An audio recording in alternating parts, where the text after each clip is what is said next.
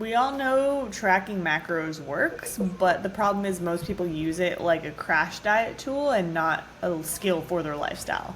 And that's why they either burn out or get super strict and then binge and then feel guilty or just swear off macros altogether. You hear all those people who are like, oh, I hate macros, I'm not tracking that. So today we want to show you how to make macros more fun, more of a game, and something that you can actually win. So that way it's not a punishment, not something you dread, and something that becomes more of second nature. Yeah, I'll be honest with you, I'm pretty stoked about this. So we're going to cover everything from eating out without derailing your progress to using weekly averages so you're not like chained to like daily perfection. And we're also going to talk about building flexibility in so that you can enjoy life like year round. And we'll share kind of like how we both have gotten to this point, or like what we've done really well, and then also like what we've done wrong in the past and what we've learned from it as well. Yeah. Well, before we get into that, what's been going on in your world this week? Well, I'm going to talk about protein coffee in a minute because I'm obsessed with it now. But I was just kind of browsing through something, and I saw that RFK Jr. has a fitness challenge. Have you heard about it? Nope. So, he's out there and he's trying to, you've probably heard the different things he's trying to do, like with the FDA and all that fun stuff. But I thought it was kind of cool, the fitness challenge. So this is what it is. So basically, you have to complete 50 pull-ups and 100 push-ups within 10 minutes. And then there's also a little side note. With elite performers, encouraged to strive for under 5 minutes. So, yeah, so today's workout, I didn't really do the whole thing, but I did some dumbbell flies, and then I was going to do some pull-ups. And I was like, you know what? I'm going to try to do like 50 pull-ups in 5 minutes just to see what it's like, because 5 minutes seems like a really short amount of time to do 50 pull-ups and 100 push-ups, even if you can, you're able to do that just in that short amount of time. And my goal was just, I wasn't quite sure. I should have probably come up with a plan before. I just kind of decided at the last second. So I just hopped up there and I did like 15, and then I stopped and I was like, all right, well, maybe I'll try to like every 30 seconds. 'Cause I got to rest, right? And it was like getting closer and closer, and the amount of reps I was getting in was like significantly less every time. And I barely pulled it out, but it was really hard. So there's no way I would have been able to get 50 pull-ups and 100 push-ups within those 5 minutes just because of the time. You could have knocked out the 100 push-ups if I had like another 5 minutes. So I think 10 minutes would have been doable, and I'm going to do this sometime probably this week just for fun. But to do 5 minutes, 50 because you have to have some rest. Pull-ups are, they're both difficult exercises. But pull-ups are really difficult, and double digits is really hard for most people. And to be able to do that many in that little amount of time was difficult. I'd like to see him try it. I don't know if he's done it or not yet, but Guess you're not elite. I'm not elite there. According to RFK Jr., I'm not elite right now. So that is a challenge accepted, RFK Jr. I will get there. And it's kind of like with anything. It'll take practice. Like if I really want to probably do this in 5 minutes, I'm gonna have to like practice this exact format. Yeah. So I don't know. What are your thoughts on this? Yeah, I was gonna say 5 minutes definitely seems very challenging. I feel like even 10 minutes for most people, just because of the pull-ups, I feel like they're, like you said, if you're doing full range pull-ups, like full dead hang at the bottom, like quality reps, like it's no joke, especially doing 50 in that short of a span. So. Yeah, definitely seems like a good challenge. But like you said, like if you train specifically for that, I think it's definitely doable, even getting it to the 5 minutes. But just something you got to prep for. It's just a different style of training, I guess. Well, I'm glad you said that too, like full range pull-ups. Because I've seen people get up there and do knockout 20 pull-ups, and their form is horrendous, and they're just basically using every single inch of their body to throw themselves up there. But to do a full length, full range motion pull-up is extremely difficult. So it's a short amount of time, but yeah, I'll get there. But yeah, like you said, I guess I'm not elite right now. So I know you will be, though. I have no doubt about it. all right, yeah, this kind of challenge we've talked. Maybe you can talk about running, the challenges you've had with running, but like this kind of challenge is much more interesting to me than like a running challenge, Shots fired. That's fair. I mean, I don't blame you. like I didn't expect to like running as much, but to be fair, I'm doing it like once a week. I'm doing like 1 or 2 miles, so it's like very minimal, and I'm doing it at sunrise with like a like community, so it makes it a little bit more fun.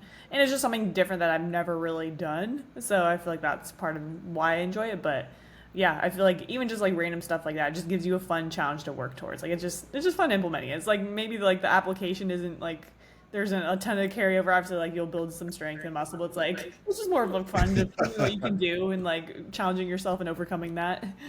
Yeah, and so before I forget too, I was going to say there was one time in my life, I don't know, a few years ago, where I wanted to do like as many push-ups as I could, type of thing, and I was like tracking it every single day, and I'd do like 500 push-ups, like, oh, I can get more than this, and I could do like 1,000. I just kept jacking it up, and I mean, I hurt my shoulder. I mean, I really believe that that's why I had some shoulder pain, and I've had some issues since, because it's not like my body couldn't handle all that. Like I was able to do it, but was it was it good for my body? Was it beneficial for my body? And did it really need that? And was I just overtraining? The answer was yes, big time. And so sometimes, we have to think about that, that return on investment as well as that risk versus reward. Like sometimes our bodies can do certain things, but is it really worth it? And there's that kind of like Goldilocks zone where you get all this value and then it starts to kind of fade, and the more you do it, the more it's like, okay, now you're losing the value of this, and now you might be a tiny bit of value, but in terms of what the risk is, it's not worth it. Yeah, I feel like I've been wrestling with that this week too a little bit. Just my body has been so wrecked. I think it's mostly just I was talking with Nick, one of our other teammates, about this. It's like it's probably just stress that's limiting my recovery even more. Yeah. But like I've reduced training. Like I only trained I'd say like 1.5 days this week of like actual strength training. Still my body's just like so fatigued and not recovering. So I'm like, yeah, I'm really part of me, like I love training, I love volleyball, I love all the things I do, but I'm like there's a certain point where it's like I don't want to injure myself. I don't like I can feel myself getting to that edge. I'm like it's not worth pushing through and just doing it just because I want to do it. It's like I need to pull back, I need to be realistic and adjust, even just giving myself a few days or a week off or whatever and then get back to it. It's funny how our body speaks to us, but we listen, but it's almost like we're like, but there's a little bit more to give, right? And we just barely get over the threshold. And our body's like, I tried to tell you, and now you're hurting because of it. Yeah, we always joke about that with volleyball too, because we're always like dead, and we're like, but one more, and then there's like 5 1 more, so it's like it's never one more game, but we just like can't stop. Yeah, and that's the athlete in you as well, right? And the competitive nature of you and your friends that you're playing with. So I get that too. Yeah. So I don't know. It's been an interesting. I'm still trying to adjust to the new routine, the new life. Still not quite there yet. I feel like I need a little bit more structure. Just I don't know. That's just how I like it and operate. So I feel like this weekend I'm gonna sit down and plan out all my days and the time blocks and like when I'm doing certain things a little bit more and see how that goes. Well, our last episode we talked about routines, and I don't know if we spent enough time talking about this aspect of it, but sometimes it does take a while to really figure out and really kind of tweak it and just have that routine that really works well for you. And you might even kind of go a lot of experimenting. All right, I'm gonna try it this way. This really worked, but this did not. And you just kind of, and it might take a lot of time actually. Mm-hmm. Yeah, and we all want things. I feel like every time I talk to my clients, they're like, oh, I wish it was faster. I want it faster. I'm like, same. Like, I want to get my routine down in faster. I want to feel locked in and aligned faster. But it's like, you got to go through the process of going through the iterations and experimenting and seeing what works best, seeing what doesn't, and then, adjusting from there. So I feel like I'm definitely in that process, but we're getting there. We're getting slowly moving in the right direction. Well, the process and the journey is where you really learn about yourself and you learn more about whatever you're working on. And I think that provides most of the value anyway. For sure. Yeah. Well, tell us about this protein coffee. People want to know. Okay, so I think I've mentioned this before on the podcast. Surely I have, because I'm obsessed by it now. So when I was on and I've had it before, but not really, I guess. I've kind of experimented with it. But on my vacation, my summer vacation, every morning I woke up, and the first day I decided I'm going to add a bunch of protein to my black coffee. And I was going to go for a walk on the beach. And it was amazing. It tasted so good. It tasted just like a mocha I would have bought at a coffee shop without any sugar, and it was 60 grams, 50 grams of protein. And I was like, this is amazing. Like, it was like, that's all. And then I got my caffeine as well. And so when I came back, it's like, I am going, and we talked about this, I know for sure. I'm going to have a kind of a breakfast rotation instead of just having a shake every day. And the protein coffee is definitely going to be one of my staples. Well, I started the year off, the school year off like that, but I've just been craving my protein coffee. So it's like, it was at first it was like one day my protein coffee, and the next week it's like, I think I want to do it a couple days. And like this week, I think I did it. I did it 3 days of the week, and I just love it. And the cool thing too is it's like a couple hundred calories, like it's under 250. And then what I'll do is I'll have another coffee, a black coffee after that. And the two of those combined with all that protein and the caffeine, it's kept me satiated for a while. And I don't have a protein snack until probably 4 hours later, 3 or 4 hours later. And so what's happened is I've been able to like end the day with tons of calories left over. And I've just been going to town on dinner. I'm like, all right, I can have this. And then I'm like, oh, and then I can have this and this. And it's been fun because it's just something to look forward to. And without feel like I'm restricting myself or without feeling super hungry throughout the day, I just have so much more room to play with things. And I feel like I have more freedom with eating what I want and still staying well within my calorie goal. And so that's kind of one of the things we're going to talk about too is learning how to, I use the word manipulate sometimes. I feel like that's such like a negative word, but almost make it a game where we are able to take the calorie allotment that you have and mix and match and fit it into puzzle pieces, figure out the best way that works for you. Yeah, I've actually noticed that too. Like sometimes I'll have my breakfast, and usually it's when I'm like super busy with work or like out running around doing stuff. It's like I don't even think about it. I'm not even hungry until later. Then I realize like, oh, I haven't even eaten lunch yet, and it's like 1 or 2. And then I have like the rest of my calories to fit in the evening. I'm like, oh, okay, nice. Like it's a lot more freeing. You can have a little bit more fun with it. So I can definitely relate to that. Yeah, I don't know. Maybe other people would call it fun, or maybe they would. Like maybe if they actually got into this, and because it takes some time, just like the routine thing we talked about, it does take time. And I know over the summer I was doing this, I felt really good, and then all of a sudden there was a few weeks where I wasn't feeling great, and nothing really changed other than some of the timing of my meals and some of the different meals I had. And so it was just kind of playing around and experimenting and figuring out what worked out for the best for me. And then I got to a point where I was like, oh, now I'm feeling really good about it. Mm-hmm. Yeah, so why don't you, I feel like we should first break down a little bit on like what the macros are, just for people who aren't super familiar with it. Yeah, because it's a word that's thrown around a lot nowadays, right? And I'm sure there's some people out there say, okay, well, I've heard the word, but everyone seems to know what it is, so I don't really want to bring it up. So macros basically just short for macronutrients, right? Those are the main nutrients your body needs. So we're talking about protein, carbs, and fat. And we like to track macros because it really helps you understand what you're eating, helps you to stay balanced, supports those specific goals, right? That's going to help you to align with the goals that you want, like fat loss or muscle gain, or just overall health in general. It just helps you to become really aware of what you're putting in your body. It takes all the guesswork out, and it's just, especially if you're a numbers person, the data just shares everything with you, and it's really easy to see, okay, well, why am I having issues here? Well, let's look at the tracking. Oh, here it is. Or how I can't believe everything's going so well. Well, look at this. That's something to learn from too. So, and what we recommend is, one, we're not talking about you have to track the rest of your life. You can track as much as you want or as little as much, but at least you should get a few weeks of baseline tracking to see where you are. And then you adjust from there based on your goals. So if you're trying to lose weight, obviously you're going to go down in a deficit. If you're trying to gain weight, you're going to go into surplus. And if you're not tracking, it's more of a guessing game. It's a little bit more difficult, but you can still find out that calorie goal, right? And you can still kind of go from there. So that's kind of just a real quick rundown of everything. And then, like I said, we're going to go through here and talk about how we look at it, how we handle it, what we've learned from it, and how the audience can learn from it as well. Yeah. So what's your experience been like with tracking macros over the years? Yeah, so it kind of started out like I used to see it more like a black and white kind of type thing. Like it was just like you just had to hit these numbers, and that's really like all that mattered, right? Like so, I'll just make an easy number. Like let's say it's 2,000 calories.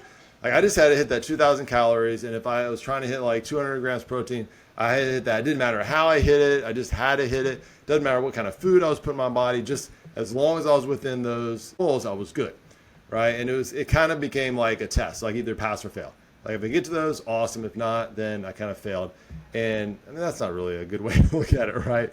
So it was, and I kind of went through periods where I'd do it and not, and I never really got into a long, consistent time of tracking. I think probably is because of that mindset. And so now I've gotten to the point where I really see it as a really helpful tool. And it helps me to stay fueled. It helps me to support my goals.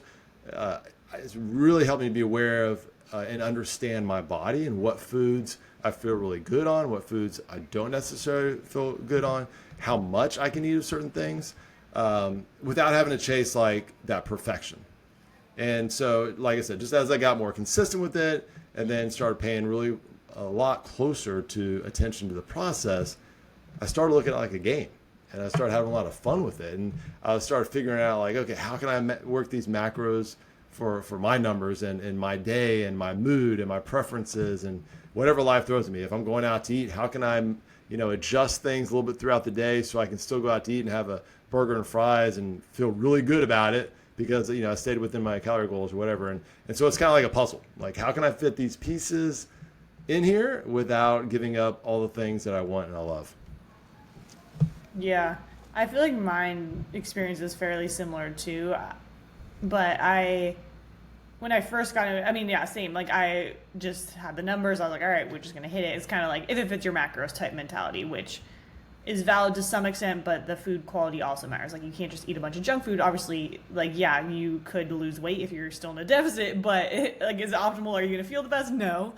So I went through that whole process too, and then, went through my elimination diet. But I think in general with macros, as everyone knows, I'm sure by now, I love data. I love structure. I love tracking things, usually to a fault, and I'll take things a little bit too far, like I tend to, or like I have done in the past with kind of like everything I've gone through, like with alcohol, and then with the gym, and then with work. Like, so I usually have to go to those extremes and then kind of like level myself out and find the right balance. And I feel like I definitely went through that with macros too. I used to be so obsessed with I need to hit my macros, I need to hit my calories, and nothing else matters. So it's like I'm not going to go out to eat with my friends, I'm not going to go on vacation, like I don't want to get off track with my food. And so it kind of went into that more obsessive realm, and so it took a little while to like find the right balance and allow myself to have some time off with it, or just like go and have dinner and, like you said, kind of plan accordingly. But I think I've tended to just be a little bit more obsessed and like having to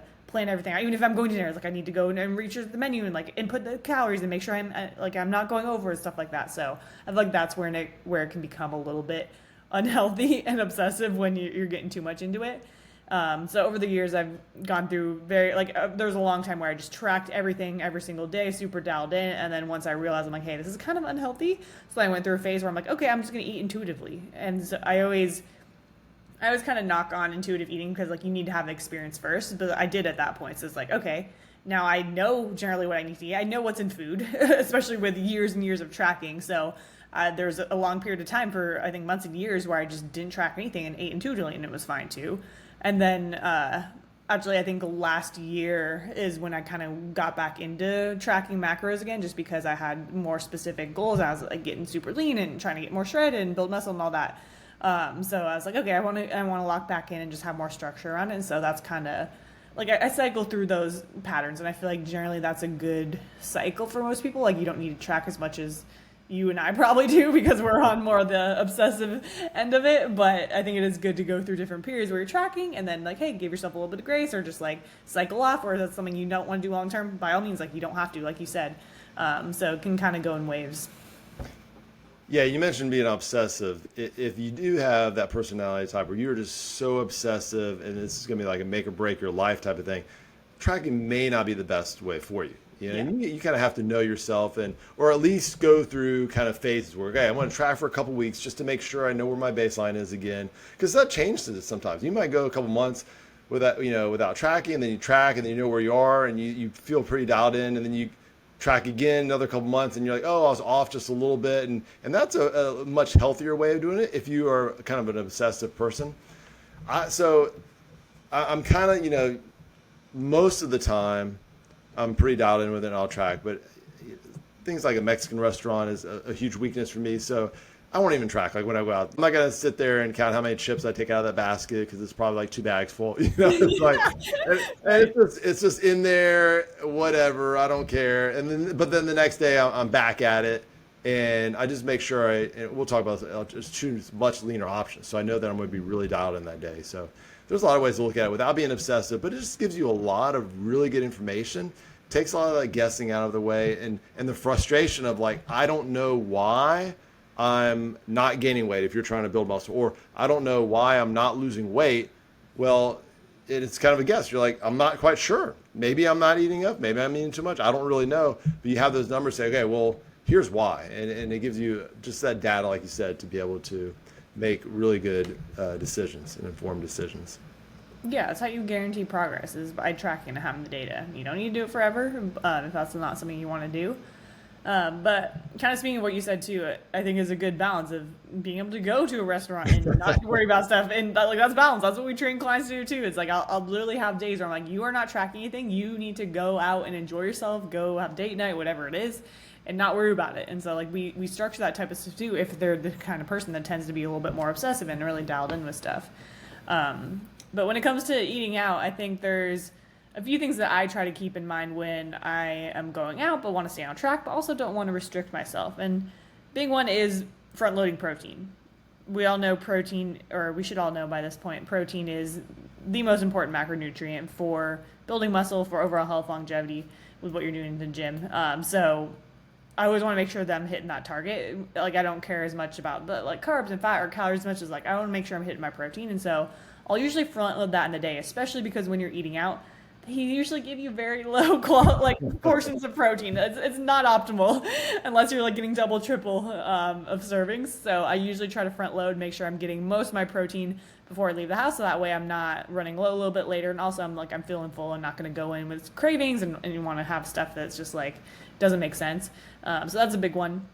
And kind of going along with that is oftentimes just lower carbs and fat early in the day. So that way it just gives yourself a little bit more room for your meal out or whatever you have going on without like going too far over. Another one is just choosing your treats. Like picking, like you don't have to restrict yourself as far as what you're eating, but don't go overboard. Like if you want to have a dessert or if you want to have a drink or two, like I don't drink, but people who want to do that, it's like pick one, enjoy it, own it. Just like be intentional about it. So that way you're not going in and just having a free for all and having a little bit of everything, but just like going with that plan, pick and choose what you want for that night or that day. And then checking the menu early too is a great one. I will always go and reference that before I walk into a restaurant just because I want to know what's there. I want to make sure like I'm going to be getting enough protein or like just I want to see what's there without like stressing last minute and trying to pick something. So I feel like that's always good to go in with a plan as opposed to like scrambling last minute and then choosing something that you regret. You're like, oh, I wish I would have got something else, or I just don't feel the best after that. So those are probably the top things that I tend to look for and plan for when I know I'm going to have a meal out. Yeah, I really love the protein front loading tip. When I've already hit or nearly reached my protein goal before I go out, it just gives me way more flexibility of what I can have. And it takes the pressure off. Like you said, most of the time, the portions they give you are not enough protein. They'll give you large portions, but it's usually carb heavy or fat heavy, something like that. But in terms of the protein, it's usually not. So if I've already hit my goal or I'm almost at my goal, then I feel way better about it. It doesn't really matter because I've already gotten to that point. So now I'm just, either, and then like you said, having a plan. Either I have kind of an idea of what I need to get in, or I already decided it doesn't matter. I'm going to eat what I want. I already got my protein, the most important thing I need to do, so I'm good. And I feel just, there's no stress. I don't feel guilty about it, and I enjoy whatever I decide to choose on that menu. And then you were talking about kind of having like lower carbs or fats earlier in the day. So a lot of times if I know I'm going out, or even if I'm just cooking something for dinner, but I know it's going to be a lot higher calorie meal, I'll try to balance that out by choosing lower calorie foods in the day and a lot leaner proteins that don't come with all the fat sometimes.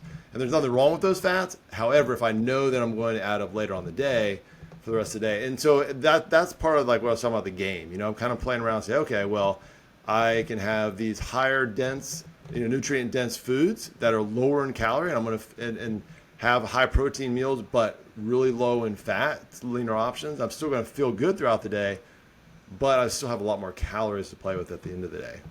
And then, like you said, having a plan to me makes all the difference. So whether you are choosing a higher calorie meal or having a few drinks or aiming for a healthier option, going in with a really clear strategy, I really think just helps you stay on track.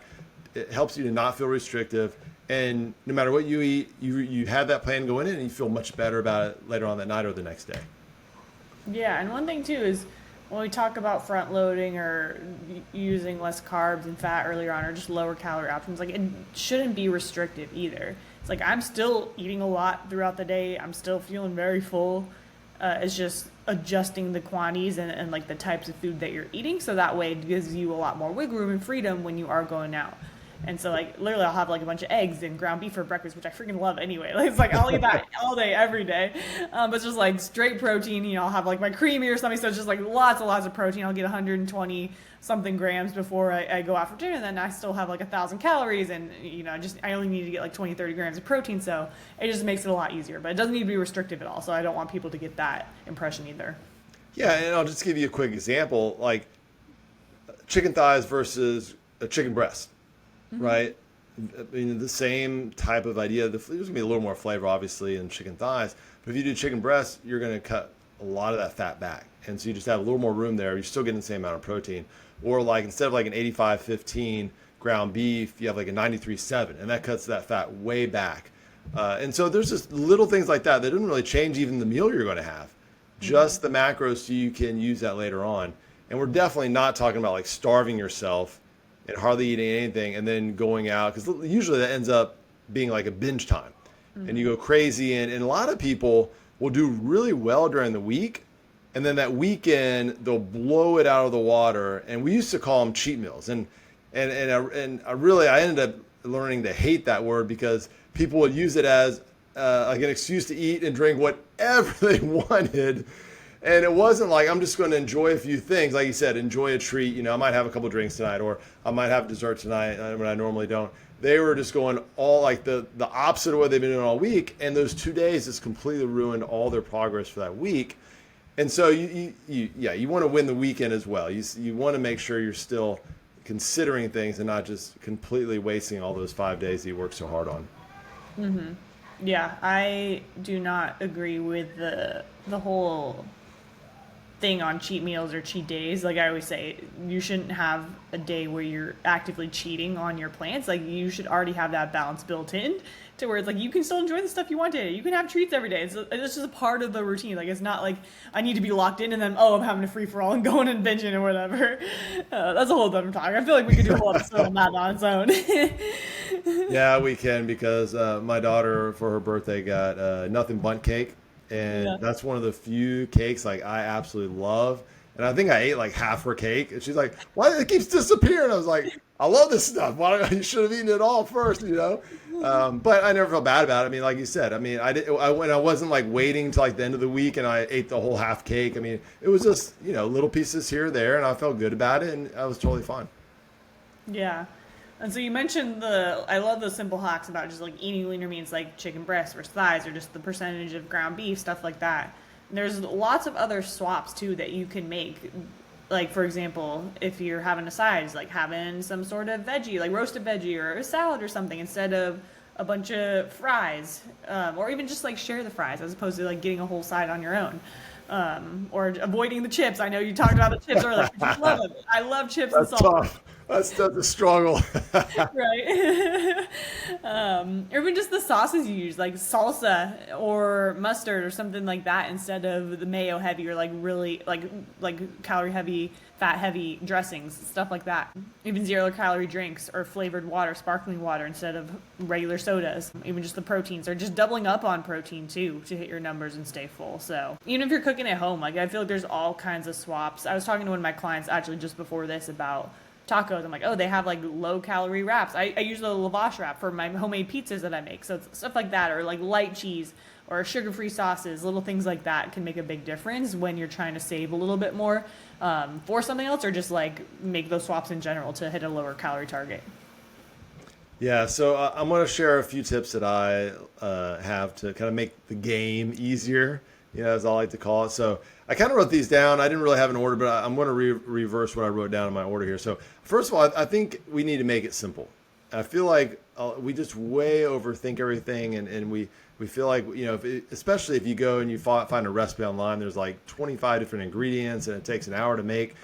That's just way too much, and you don't need all that. And I think that goes also into one of my other tips here in a second, but we really want to be really simple with it. We want to create each meal around a lean source of protein, and you can be really simple with how you flavor it: salt, pepper, paprika, garlic. All that stuff goes a long way in a lot of different ways, and then complete it with fruits and or vegetables.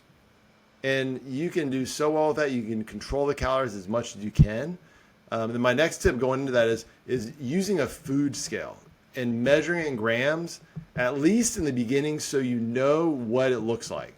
The goal is to find the smallest amount that still leaves you satisfied. So I love guacamole and I love avocados, and they are fantastic for you. But obviously, they do have a lot of fat, and if you eat too much of anything, it's not going to be good for you. If you eat too much avocado, your fat from calories just goes way high, right? And so I would start playing with it. I've shared my tuna or chicken or egg salad where I basically use one of those, and then I add some cottage cheese and I have an avocado, and I was just kind of tossing in like a whole avocado.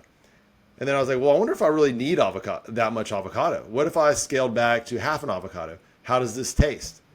And then it tasted almost the same. And then I was like, well, what if I scale back, and I started measuring it, and I was like at 75 grams. I was like, what if I do go to 60? What if I go? And I finally got to the point where I was like, okay, this is too low. Like, I'm not getting the texture and the taste that I want. And I found like a really good sweet spot. And it saved me so many calories without sacrificing any of the taste or satiety or anything. Basically, I was just adding calories just to add it because I wasn't aware of how that, what I actually needed. So a lot of times that smaller portion gives us the exact same level of enjoyment and fulfillment, but we usually don't know that because we either don't weigh it, we don't measure it, or not tracking it, so we don't really know that. Track before you eat. If you put in your meals before you make them, you can kind of get an idea of how many calories you have later on in the day. So it helps your planning much better. So if for breakfast and lunch, again, I'm just going to make up numbers, there are 1,000 calories and you're trying to reach 1,800 by the end of the day, you have another 800 for snacks or dinner or anything like that. And it's a lot easier as opposed to getting to the end of the day like, oh man, I have 200 calories, I haven't eaten dinner yet, which was going to be really hard at the end of the day, right? And then the other thing we're talking about, like going out or even just having go-to plans or go-to orders. So have a couple, 2, 3 easy macro-friendly picks for your restaurants that you frequent, as well as that you can make in your house that are really easy, especially if you're tired or you get home late or something, you need to make something quick as opposed to grabbing fast food. Okay, I want to do this, and I know I have a good idea of how many calories it is, and I know it's going to fit into my plan. Yeah, these are so good. I especially love what you said about oftentimes we just have like way more than we need to. It's like just because we aren't aware of it and you aren't tracking. I feel like that's such an easy way to save calories, get the literally same amount of satiety, same flavor, everything. Is just like weighing it out and just being more conscious about what's actually in the food and how much you need.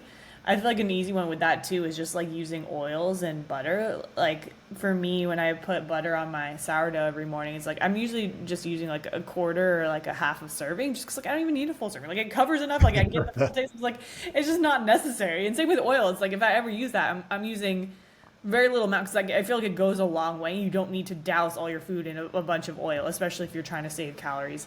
Oftentimes, like I'll just use a cooking spray or anything. Like I don't really use oil in general because of that. But it's like I feel like those are simple examples too of like where you can cut down significantly and save a lot. And same with tracking before you eat. I always do this. I always recommend clients do this. Put everything, even before you meal prep. Like before I meal prep, I'm going in and calculating all my stuff so that way I know exactly how much I need to prep. I know exactly what my macros are going to look like for the week. And then you don't have to think about it during the week too. It makes it so much easier. And then planning, if you have a meal out, it's like plan a little bit ahead of time. Like know how much protein you're going to be at before you go out. Like we've been talking about with front loading. So it just makes it easier to input that type of stuff. Just have more awareness, understanding around it. And then you're set up for success when you go and do whatever you're going to do. Yeah, and if you have consistent meals where they're very similar throughout the week, you'll get to the point where you know about how many calories. And so if you're someone like, well, I don't want to track for a long time, or I don't want to become obsessive about it, you do it for a couple of weeks, then you know, okay, when I have this meal, it's about 450, give or take 10, what I put in it. And so you have a really good idea as opposed to, I have no clue, is this 400 or is this 800? I don't really know. And so you just have that knowledge. It just makes your day much easier and much more controlled. Yeah, that's what I was saying when you had to earn the right to intuitively eat. It's like you need to have, I feel like everyone needs to go through tracking at some point just to get that knowledge and understanding of what's in the food, how much they need, what the quantities look like, and then you can take that with you the rest of your life. And even if you just go through periods where, like you said, you audit yourself a little bit, track for a week or two, be like, where am I at? Okay, cool, we need to make this adjustment, and then you're good to go. So it's just that awareness, that understanding. All right, the next thing I want to talk about is something that I don't think a lot of people think about or are aware of. So we've talked about protein goals. You really need to hit those daily. Our body doesn't really store the protein. It really can't use that the next day or anything. So you really need to get those daily. However, the calorie goal can be averaged throughout the week. Like our body doesn't really know what day it is. It doesn't say, okay, this is the 7th day. I start all over on the 8th day. I mean, you can even average 10 days. It doesn't really matter, right? In the long term, it just you just need an average for the week. Right. And so if you overshoot by 200 calories one day and the next day you're a little bit under by 200 calories, you're in the same spot. And so that helps you out. And I actually think just based on some of my clients' feedback, on my own thoughts, and when I look at mine, I actually think our bodies respond better when we allow for some like natural ups and downs based on how we feel, rather than like forcing ourselves to hit that exact same number every single day. I was talking to a client one time and that they were kind of struggling with that because it was like, some days I'm just not as hungry and I'm having to eat more just to get to this goal. And then some days I'm really hungry and I'm like struggling because I don't want to go over this. And once we kind of have that conversation about how it can kind of ebb and flow and have a natural up and down, it's like, oh my gosh, this is amazing. And it was so much easier. It took so much stress off his plate because there were some days that he would just go way lower and he felt fine. He was really busy or just wasn't as hungry. And then there were days he went over for, different reasons, but he had that average at the end of the week and he felt fantastic. Yeah, I feel like this is a good point too. Because your body just doesn't magically reset at midnight. It's like, oh, all right, new day. Yeah. It's Sunday, never mind. We're moving on to Monday. Right? It doesn't work that way. Another thing too is you can build in flexibility before you need it. Like if you got some sort of event, wedding, vacation, or just like a crazy work week coming up, just you can plan for it a little bit in advance. This is where having a plan structure comes into place. But even just spreading some of your indulgences or treats across the week, or adding in some extra movement on lighter days, or just shifting your meal timing so that heavier meals don't stack back to back if you know you have a bunch of meetings or you're on vacation. Like you said, it's just like you can space things out and allow yourself that flexibility and balance throughout the week, so that way things are averaging out and you're not like stressing or panicking or like or loading a bunch of stuff in a couple days. Yeah, and I do think some people have that personality where they're like, well, I can't do that because I'm supposed to be hitting this number. Mm-hmm. And it's not like you're messing up or you're you're doing things you shouldn't be doing. It's just a smart strategy. like you're playing. I like to think like you're playing like a champion, like an athlete. Like you're thinking several moves ahead of your macros, right? So if you think like like a chess game, right? You don't just play as you move, otherwise you're gonna get destroyed. In chess, like you have to think multiple moves ahead. And so like every day is a new game, and by adapting your approach and your strategy, you're setting yourself up to win, no matter what kind of different challenges come your way. I love that analogy. And I feel like just that simple mindset shift makes all the difference, as opposed to seeing it as, oh man, like I gotta hit my macros. I hate tracking all this. Like I having to go and weigh out all this stuff. It's like, this is giving you so much more freedom and flexibility and opening the door to have more of that balance and also hit your targets and see success in your fitness goals or whatever your goals are. So I feel like just that simple mindset reframe can open a lot of doors and just make it a lot more fun. I know we always say like it's fun for us, we love it, but like you can see it a different way. It doesn't have to be restrictive. It doesn't have to be all or nothing. Like it allows you more of that balance and that flow. Yeah, and the more consistent you are in your journey, the more you're able to have these days or these times where you can kind of play around and it doesn't affect you in any way, any negative way. Mm-hmm. Yeah. Kind of tying that point together too is I feel like sometimes people can slip into the dark side of the macros and kind of like you were mentioning earlier about like restricting a ton, like skipping a bunch of meals because they know they're going out and then they go and binge. I feel like that's a very common thing we see too. Yeah, I mean, so the way we look at it is like they're basically just a tool to help you thrive and to help you to reach your goals without feeling restricted, right? And so if you're avoiding social events or you're just stressed out over one missed tracking or if you're feeling guilty about enjoying any kind of food, that's really a sign where like, okay, we've kind of gotten to the obsessive side of things.